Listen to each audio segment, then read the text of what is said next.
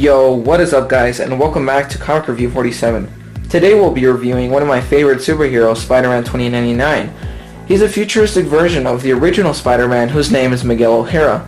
He first appeared in Amazing Spider-Man number 365 in the final pages of the issue as a sort of preview for the upcoming solo series he would have.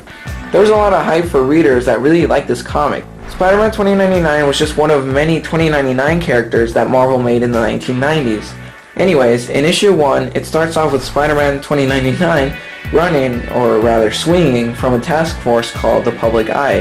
He has massively superior agility and speed as he jumps on top of one of the officers.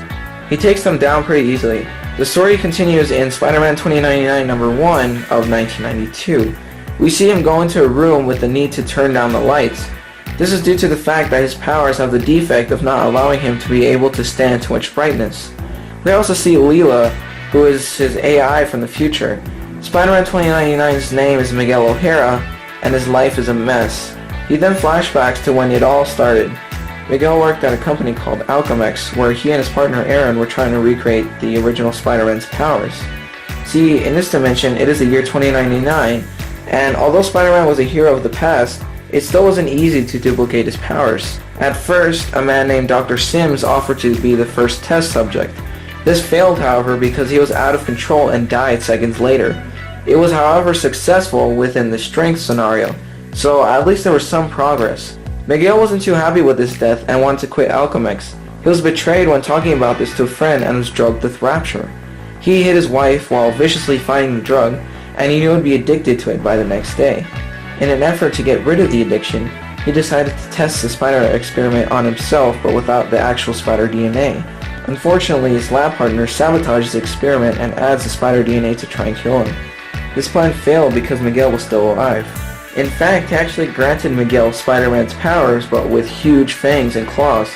The talons on his fingers are retractable when they touch his skin, which is useful and necessary to not shred everything he touches all the time.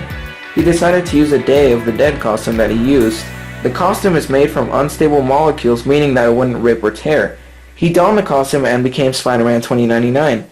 His status quo was that he was a hero of the future and wanted to take down Alchemex because they are corrupt. This series ended with issue number 37 and was basically concluded at this point. It was until 2014's Superior Spider-Man series that he was brought back into the spotlight. Prior to this, he has appeared in video games that made him more noticeable. Anyways, in the series, he sees that the timeline has been distorted and has to go back in time to our present to fix his future. The problem was that he was now stranded in the past because the Superior Spider-Man brought him into the present with a time machine. Although this wasn't his first appearance in the comics after the 90s, it was the first time that he was truly in the spotlight for a while. This leads to the Marvel Now series, which had a small prologue in the Amazing Spider-Man number 1. The Marvel Now series of Spider-Man 2099 was amazing. I love that there's just so much comedy, but can be serious if necessary. It's also funny because he has to save Tiberius Stone's great-grandfather, even though he is the main cause for the demise of the future. This series didn't have too many issues since it had a late start in 2014. In the present, Miguel O'Hara is now Mike O'Mara in order to avoid suspicion in the future of a secret identity. He fell in love with someone named Tempest. She had leukemia, so in order for Miguel to save her, he made some specialized medicine. Although her leukemia was cured, she turned into a moth monster and tried to kill Spider-Man 2099. This then brings us to the all-new, all-different Marvel series. This series just keeps getting better and better. The covers are just absolutely badass, and so is the comic.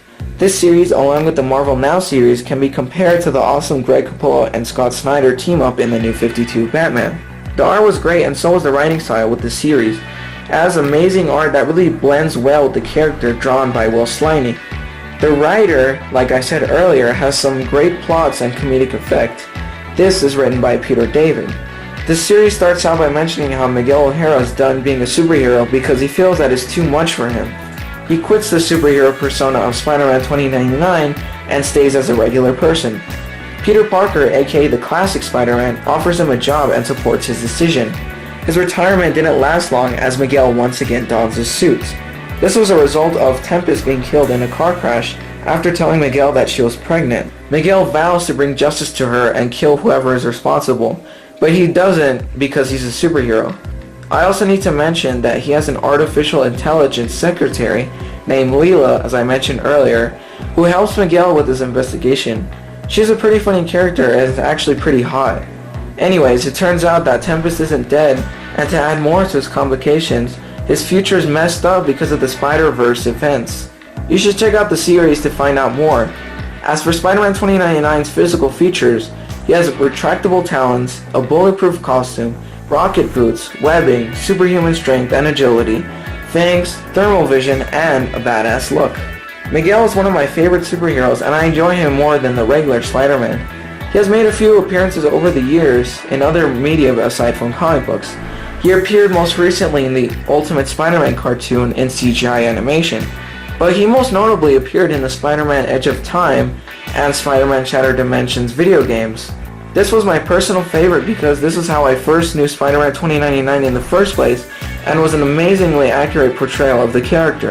I really hope he gets a movie appearance soon because this is just so amazing.